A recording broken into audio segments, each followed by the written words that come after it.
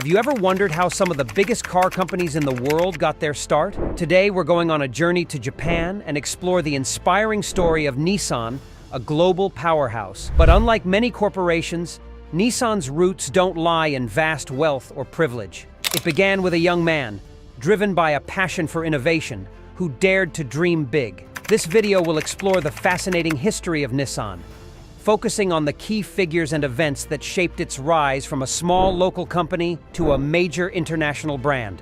We'll look into the early days, meet the determined individual who played a crucial role in Nissan's foundation, and trace the company's evolution through innovation and adaptation.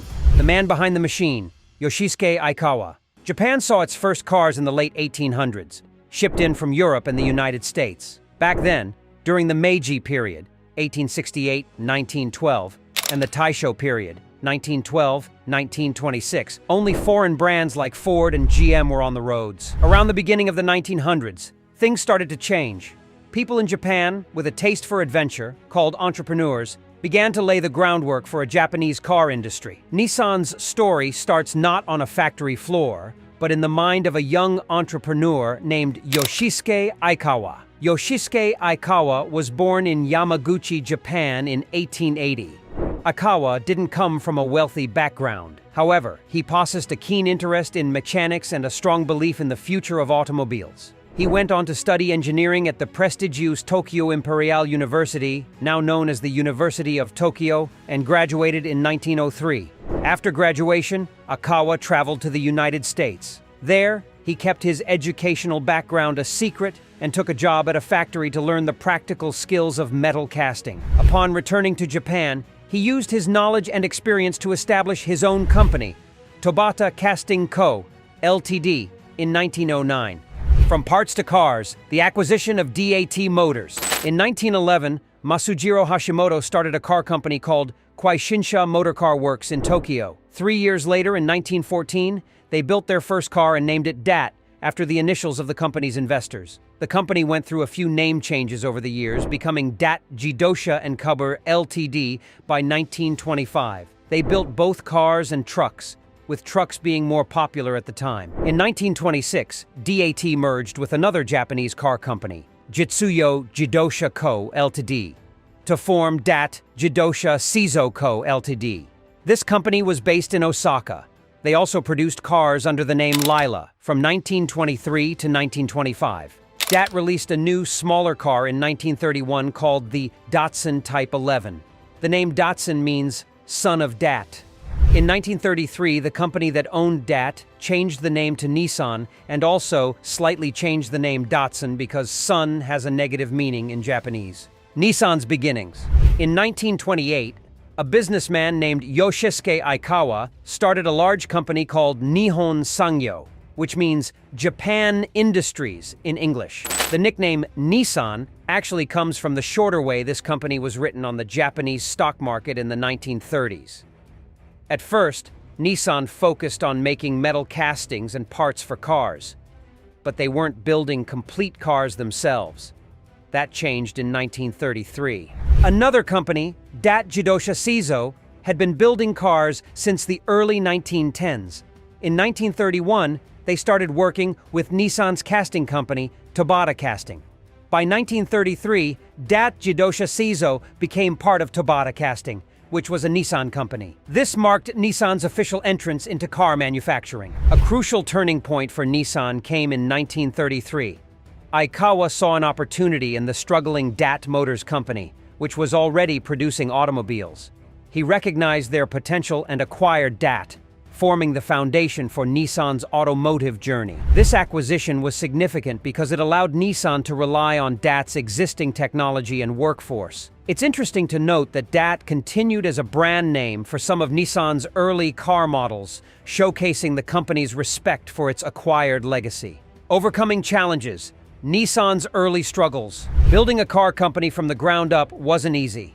Nissan faced several challenges in its early years. The Japanese market at the time was dominated by foreign brands, and Nissan had to establish itself as a reliable domestic alternative. Additionally, securing resources and funding was a constant struggle. Imagine starting a car company during the Great Depression. That's the kind of challenge Nissan faced. But Aikawa and his team persevered. focusing on innovation and building high-quality, affordable vehicles for the Japanese market. A new company called Nissan Motor Co., Ltd., was formed from the car parts division of Tabata Casting.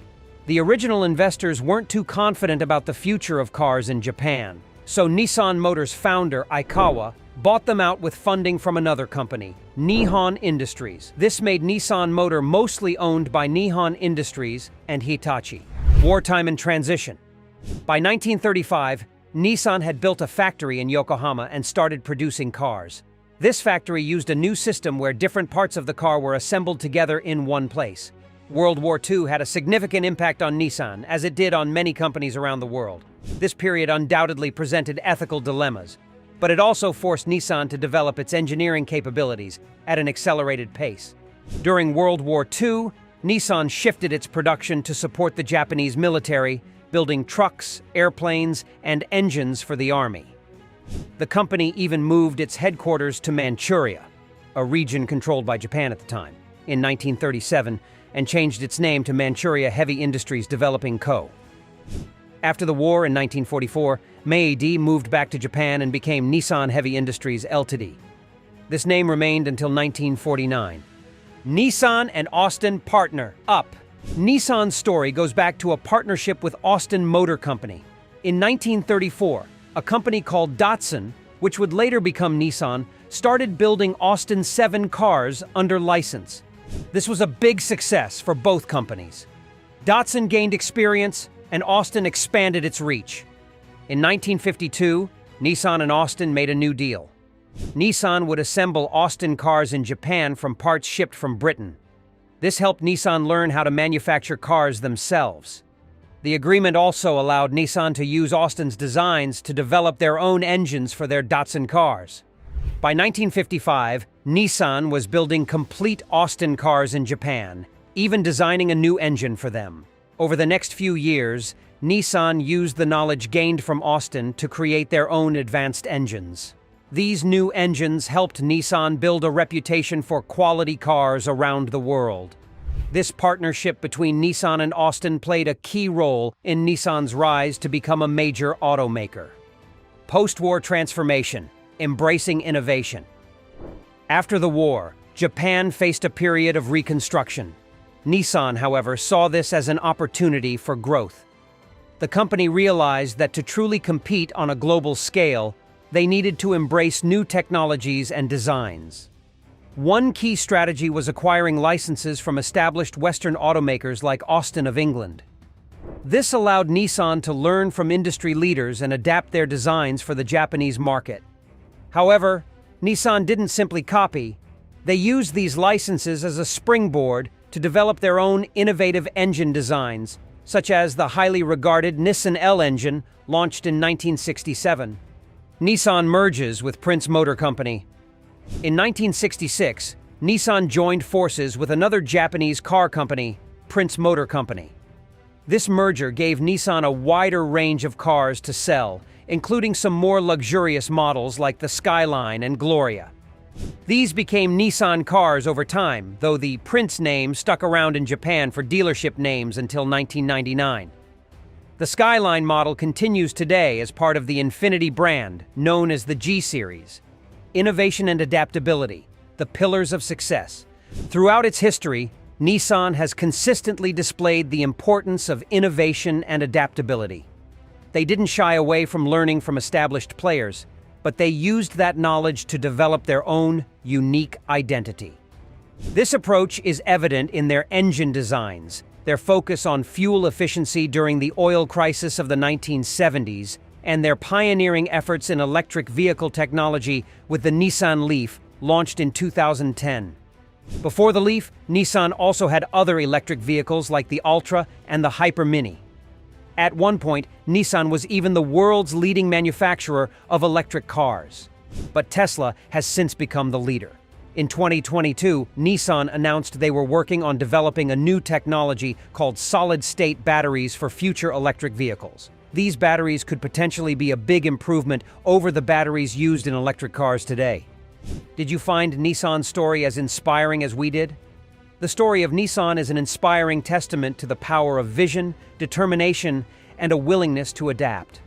From the dreams of a young entrepreneur to a global automotive powerhouse, Nissan's journey serves as a reminder that success can be achieved even when starting from scratch. Share your thoughts in the comments below. Let us know which Nissan car is your favorite, or what you think the future holds for the company. Don't forget to subscribe to Giant Success Stories, and remember, with a little hard work and a big dream, anything is possible.